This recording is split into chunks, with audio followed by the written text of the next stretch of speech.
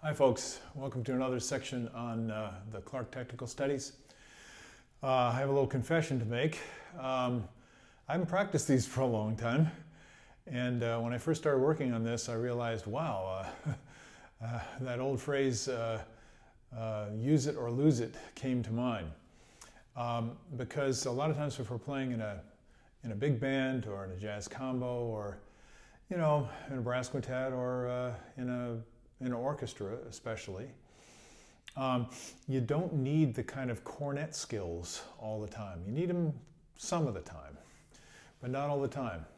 And we're not doing a lot of delicate playing in most of those groups. And this is supposed to be light and agile, quick, easy, gentle, delicate. And you save the forceful for the climax and the piece in the end, usually. Most of cornet playing is very light.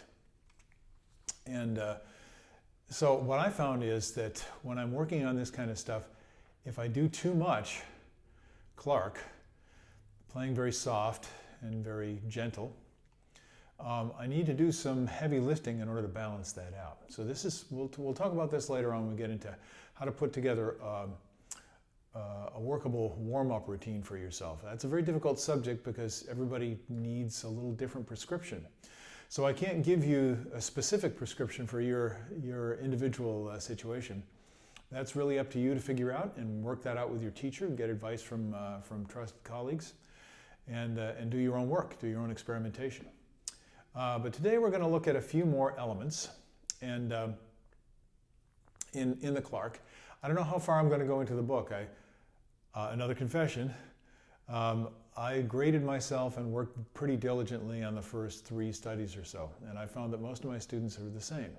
They don't usually get to the 4th or the 5th or the 6th study. So now I'm in the 6th study and I have no markings in my book. And to me that means I didn't really practice it that much. I kind of dropped it and went on to other things, and that's okay. That's okay. But one thing I'm going to recommend to you in terms of your use of these studies is pick one study, one pattern, 1st, 2nd, 3rd, 4th, etc. through the book, and work on one study from that every day. And allow yourself, depending on how much time you have to practice, if you have 3 hours to practice during the day, you might allow yourself 15 minutes or so. Maybe a half an hour even. I had a colleague when I was in school who practiced out of the Clarke studies for 2 hours every day, and that was just part of his routine. So you have to customize this for your own situation. For many players that I teach, they're amateur players. They're working at a highly demanding job, and they play the trumpet for fun, and yet they want to challenge themselves in their skills. So maybe 5 or 10 minutes spent on one of these studies and making progress is all you need. So don't let yourself get overwhelmed with this stuff.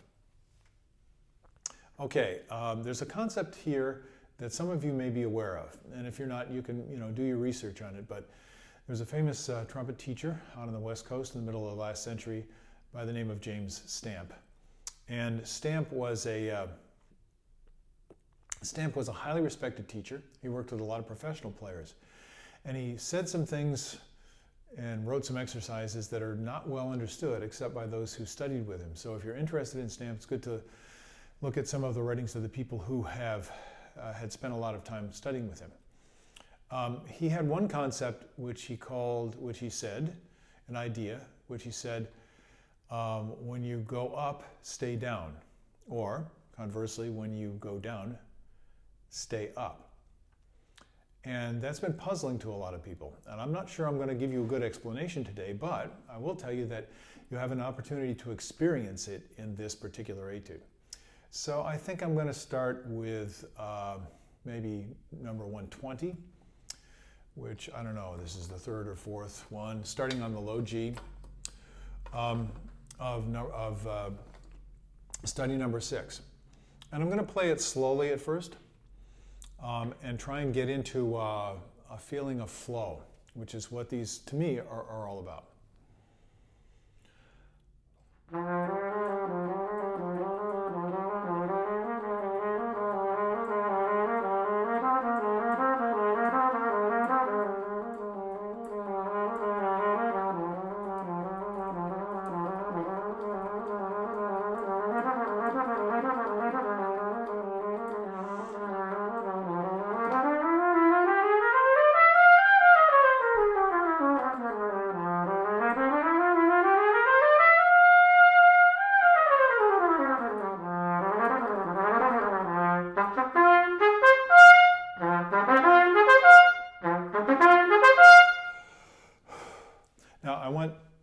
play the whole thing on one breath, which is what Clarke recommends.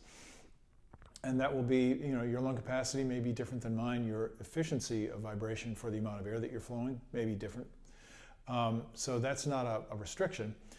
The idea is to continue to flow no matter where you are in your breath pattern. In other words, if you've just taken a nice, full, relaxed breath, you should be able to start with exactly the right application of flow energy in the air, which is quite gentle.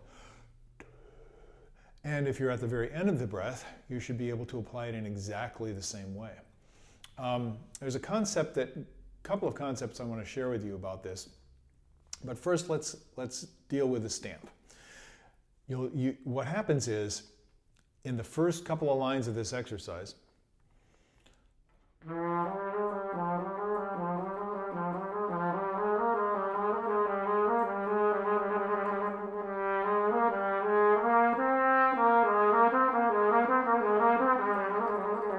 it's all low register, and that's the way all these patterns are in the sixth study. So you get accustomed, you get acclimated to playing in the low register. You're starting on the second to lowest note, except for pedal tones, of course, on the instrument. You're on the low G. So it's the bottom of the register. And what happens is our body gets used to playing in that register. So when we go up the scale, it can be quite challenging. And this is where most of you are going to need to do the most work in this particular study.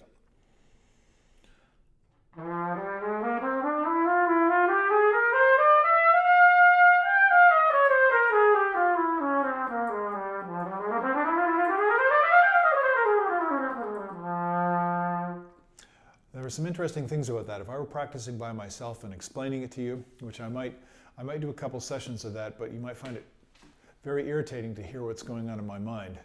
At least the play-by-play explanation of it in words, because it happens very, very quickly, and probably the same kinds of things are going on in your mind when you play, and that's where the work actually takes place. So what's a simple thing you can take from this? As you play up the scale, you hear where you're going to, and you're anticipating going higher. And for most of us, that means that we're trying harder. And what you want to do is see if you can stay balanced and not push, not try too hard. And that means at every point in the scale,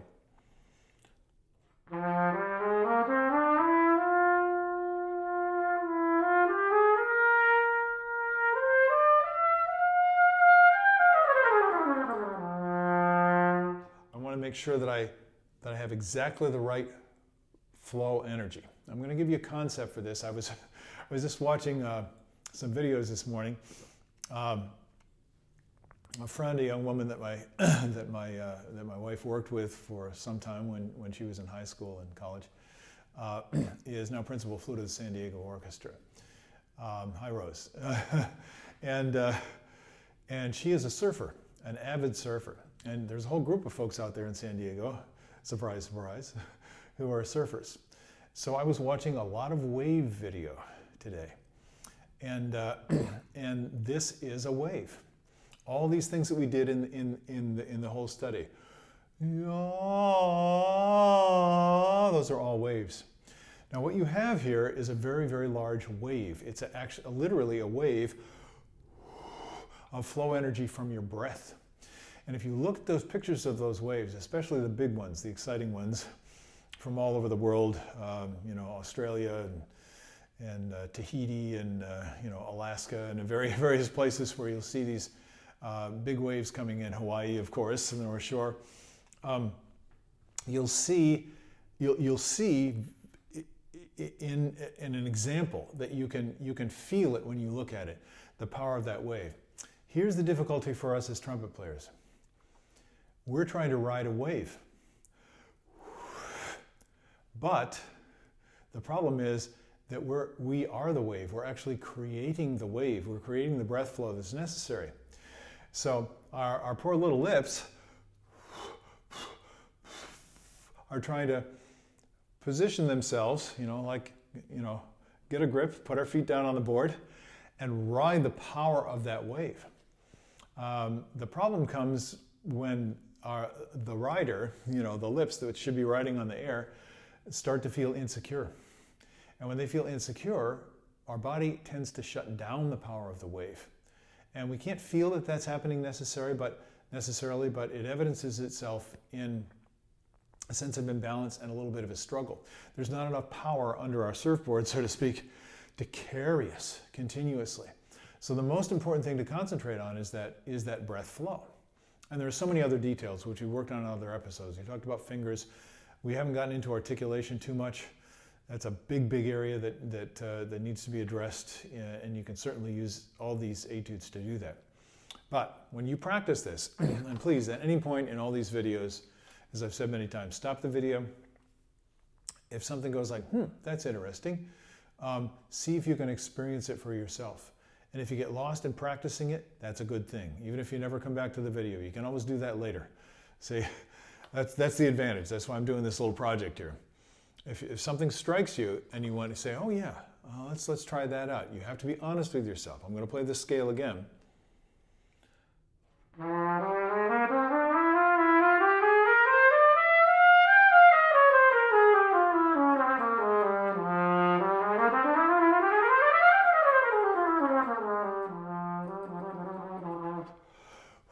So I'm concentrating on the wave.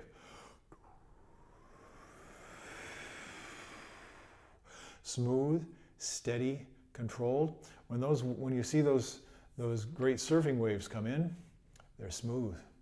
There's a smooth release, a smooth flow of power, and that's what you're trying to cultivate here. So, how does this relate to stamp? When you're playing from the bottom, we tend to set up for the bottom or get adapted to it.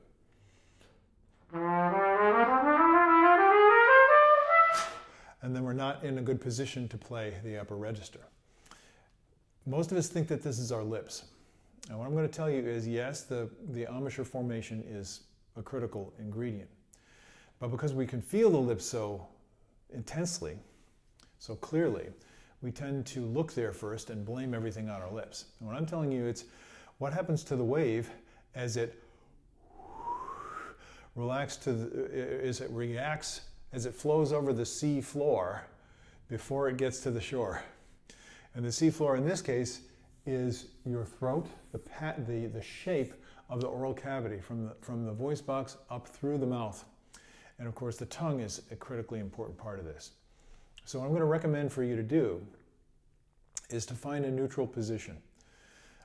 So if I sing, ah, I could sing, oh, oh. See, that's not a neutral position. I actually have a great deal of throat tension, and I've kind of swallowed. You see how much more energy comes to the front when I just let go of the throat. Now, of course, you think of it as it's a very complex mechanism, but it's the muscles of your throat and your tongue, and they're all connected. And they work together to do what? To form a nice, perfect sea floor, so to speak, for that wave to flow over. And this is what creates these great waves. There's a certain thing about what's happening on the bed of the sea where the water moves over. And that actually forms the wave. That's exactly what happens when the air comes through our mouth. So you've heard other people talk about this. What Stamp was saying is, don't choke and squeeze when you go up. Don't overcompensate by opening up too much and letting go too much when you go down. Keep everything very, very even. So if you can use that singing posture that I just demonstrated, yeah, I'm going to use a different syllable. Oh yeah, as soon as I'm producing resonance, that's the shape I'm going to use. Now that shape could be anything, any vowel, so to speak. But the shape will affect the way the air moves through your mouth. Now, okay, you might believe that or not. You might already understand that. If you don't understand it and you haven't experienced it, this is what you want to be looking for when you play over the large range, over a 2-octave scale. So that's one of the main things you can work on this etude. The point is, when you start on the top, let's say you're starting in the upper register. So now I'm like this. and I can't get into the right position to play in the lower register. So find the place where everything is what I call neutral, and stay as close to neutral as possible. Stay supple.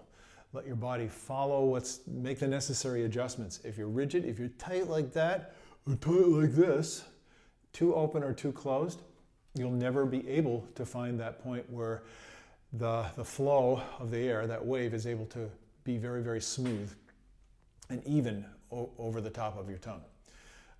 Wayne Bergeron says when he plays, as far as he can tell, his tongue's just laying in the bottom of his mouth. It's doing very skilled things. It's just that in his case, he recognizes that he's not trying to do anything with it. It's simply relaxed. So this is going to be something really, really important for you to experiment with. Now, I'll give you one more idea, because I know we've been going on a little while here, and I usually try and cram too much into these videos, which is why I recommend that you start and stop as you need to. This idea has to do with a musical thing. I'm always looking for how to understand these drills, these exercises, as music. And so how would I make this into music?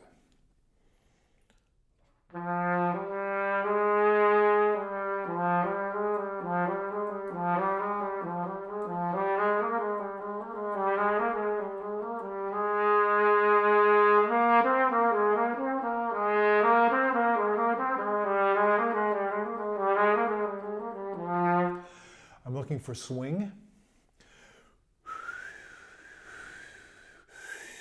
So there's a sense of ebb and flow. Back to our water illustration again. Exactly. Go with that. But there's something else here. The musical pattern, if you listen to it, is just, it's the same thing, and these are upper neighbor notes that come back.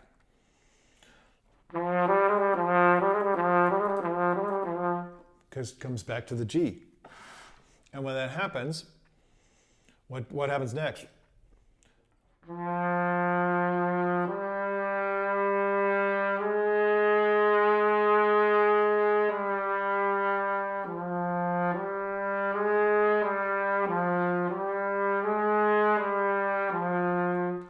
I'm playing the fundamental pitch of the first 4 bars.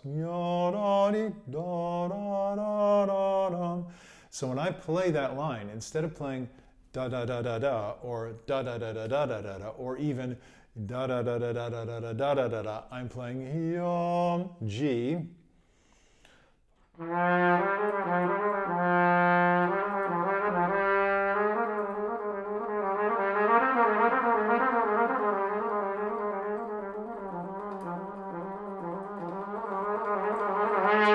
So I'm feeling in time.